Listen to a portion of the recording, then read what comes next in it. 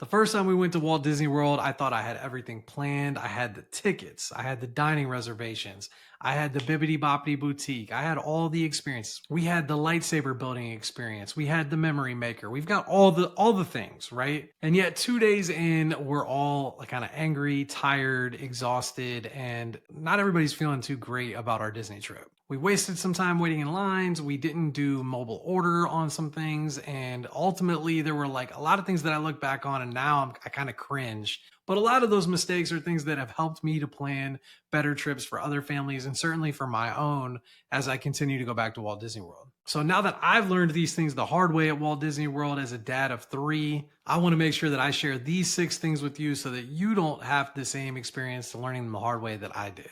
The first thing that I wish I knew before our first Walt Disney World vacation is that dining reservations are not the end of the world. A lot of times on social media or on the internet, Google, whatever, people really build up this 60-day date to book your early dining reservations for Walt Disney World. And look, like if you want to book some of those dining reservations, you need to be ready to go 60 days in advance. If you want to know what date that is for you, I have a calculator on my website that is called a key date calculator for Walt Disney World. It reminds you and lets you get Google Calendar and Apple Calendar entries for all of the key planning dates for Walt Disney World vacations. I'll put a link to it in the description below so you don't miss anything. But the reality is you can go to Walt Disney World, and I've done it with my family and with kids without any dining reservations at all. So if you book a trip less than 60 days in advance for Walt Disney World, don't feel like you shouldn't do it or you need to back out just because you're not going to be able to get the best dining reservations that are possible. Number one, there's still plenty of other dining options available. So you can do quick service, and there's also going to be table service restaurants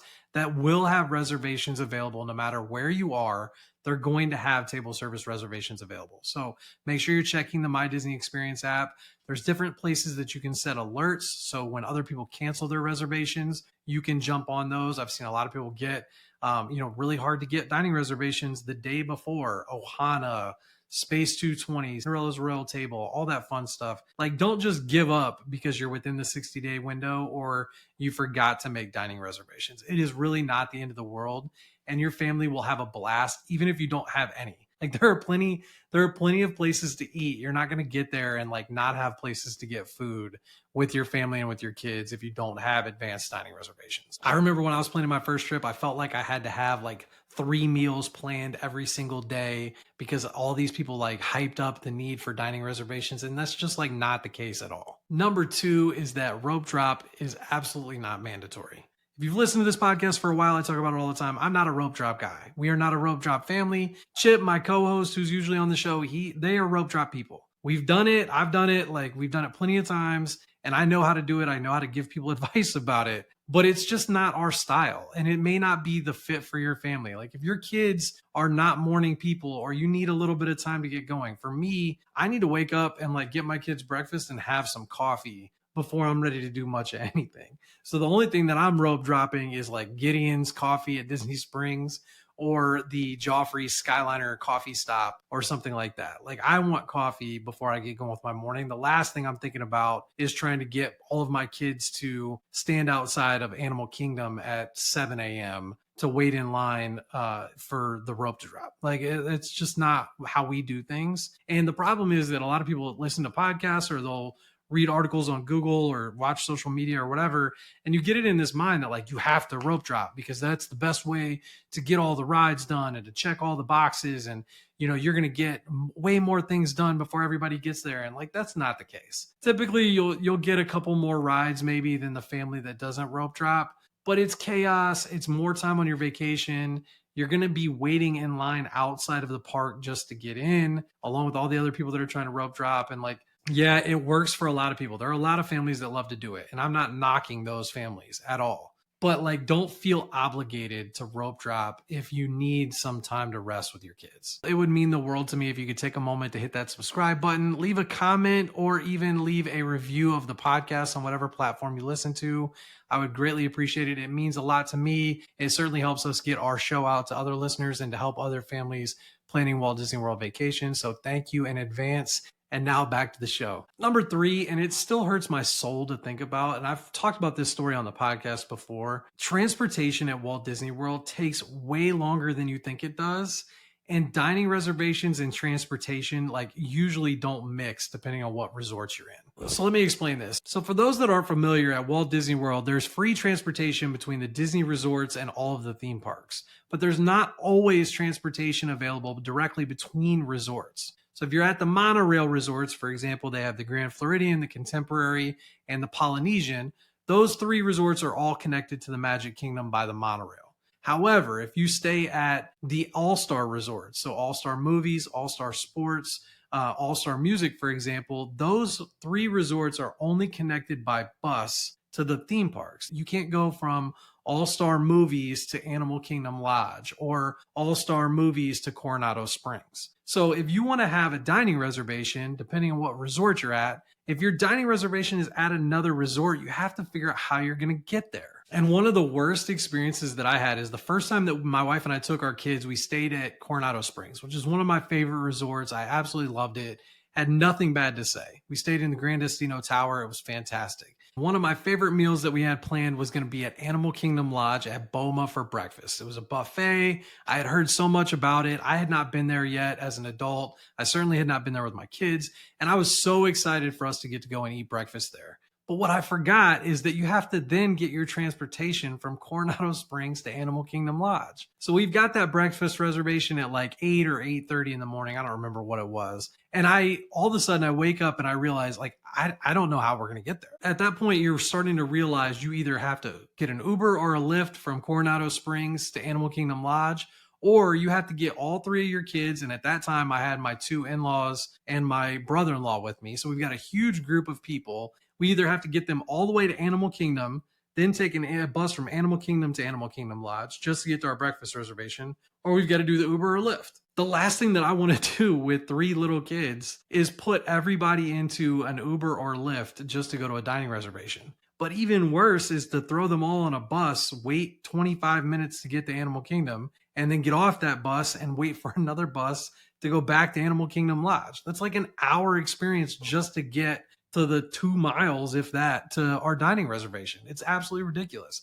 And most people don't realize that that is very, very, very common. The most popular dining reservation at Walt Disney World right now, in my opinion, is a character breakfast at Topolino's Terrace, which is at the Riviera. Getting there, if you're not at a Skyliner resort, is a little bit of a nightmare. You're going through the exact scenario that I just described. If you're at any of the All-Stars, you're taking a bus to Hollywood Studios, and you're taking the Skyliner over to the Riviera, which includes getting off of one Skyliner at Caribbean Beach and getting on another one. Like, it is not an easy process, and you need to make sure that you're thinking through the transportations based on where you're staying and what different reservations that you want to make, because transportation is a little bit of a nightmare, even though it's free and sometimes it's a lot of fun.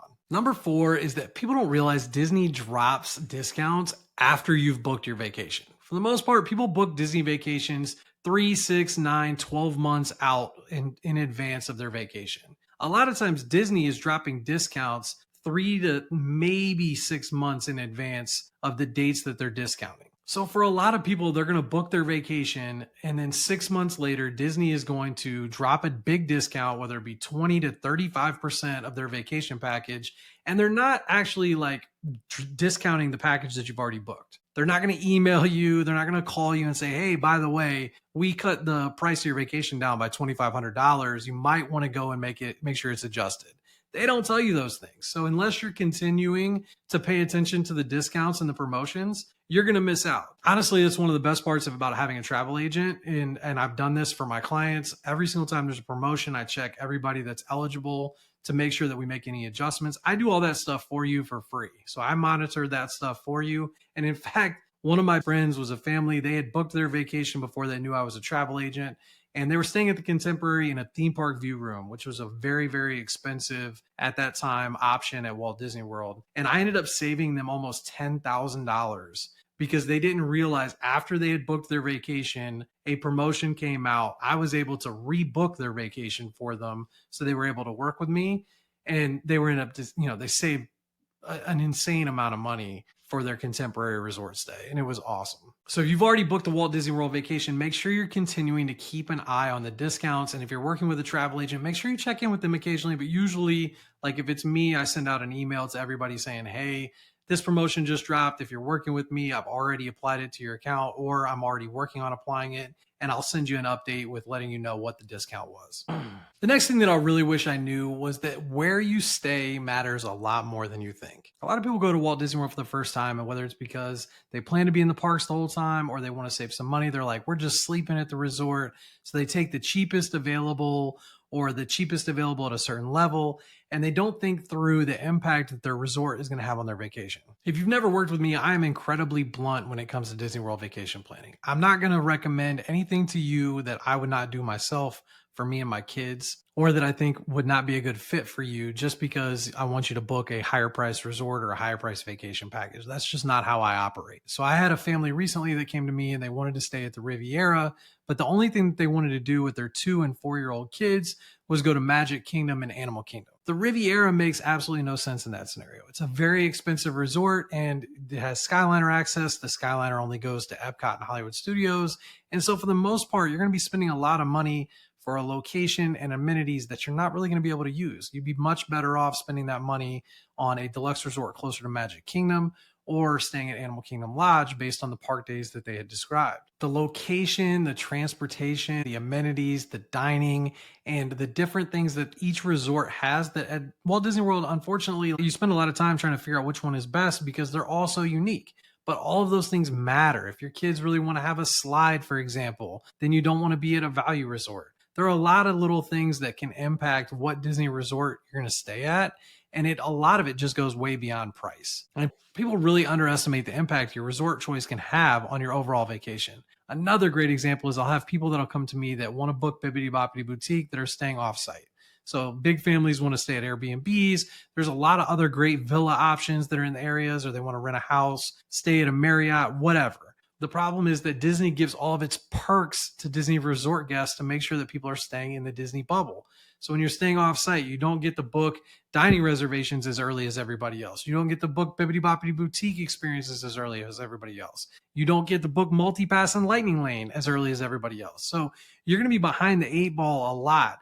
And that can really impact your vacation. I talk in another video about how to book Bibbidi Boppidi Boutique, that if you're staying off site, you literally will not get Bibbidi Boppidi Boutique. If you get it, you might as well buy a lottery ticket because it's just not available to people that are off site, because everybody else that's staying at a Walt Disney World resort has already had a chance to book it before you do. And last, for all of my parents and grandparents, embrace the Disney technology. It's well known on social media at this point that when you go to Disney World, you're spending a lot of time on your phone. Whether that's unfortunate or not, I don't want to debate right now, but the My Disney Experience app, the Lightning Lanes, and Multipass system can save you a ton of time on your Disney vacation. In addition, mobile ordering is a literal godsend for saving you time on your vacation. You can order food before you're hungry and schedule it for pickup, make it so that you get to just skip those lines altogether. So it's perfect for you when you're walking by and you want to grab something really quickly. You can check ride times in real time. You can get directions to wherever you want to go. It'll actually show you walking directions to anywhere on Walt Disney World property, and it'll tell you exactly how long it's going to take you to get there. So you don't have to stress out if you're at Tiana's Bayou Adventure and you need to get to your dining reservation at Cinderella's Royal Table, because you can look at the map and say, all right, it'll take me 4 minutes to walk there from here. We've got a little time to sit down and relax and have our bacon on a stick. And the app gives you access to all of that information. The technology that Disney provides really saves you a lot of time and stress if you learn how to use it. So I always tell people, make sure you download it before you go on your vacation. Spend a little time. I'm a little crazy and I like to look at wait times. You can too. Open up the app, look at the wait times that are currently at Magic Kingdom or Epcot. Get an idea. You can see where things are located. You can check and see where phone charging is. You can see where the different dining options are. You can see where the characters are. You can see what time the different characters are meeting.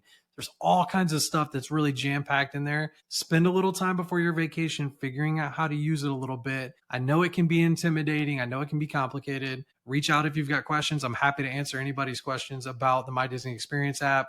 Email me at any time, but make sure you're spending a little time getting used to that technology. Your first Walt Disney World vacation is not going to be perfect, and that is okay. What matters most is making great memories, and I hope that you're able to learn from these lessons that I learned the hard way to make sure that you're not making those same ones on your next Walt Disney World vacation. And if you found this video helpful, hit that subscribe button, hit that like button, make sure you leave a comment and let me know which of these hit home for you the most. And if you're ready to plan your next Walt Disney World vacation and you'd like me to help you, a link to get a quote is going to be in the notes. And I'll see you in the parks.